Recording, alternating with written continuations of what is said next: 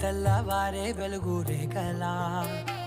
పచ్చ పచ్చ పచ్చి మట్టి బొమ్మలా అల్లి బిల్లి వెన్న పాల నురగలా అచ్చ తెలుగు ఇంటి పూల కొమ్మలా దేవదేవుడే పంపగ ఇలా దేవతే మా ఇంట అడుగే పెట్టెనంట బ్రహ్మ కళ్ళలో కాంతులే మా అమ్మలా మా కోసం మళ్ళీ లాలి పాడేనంట.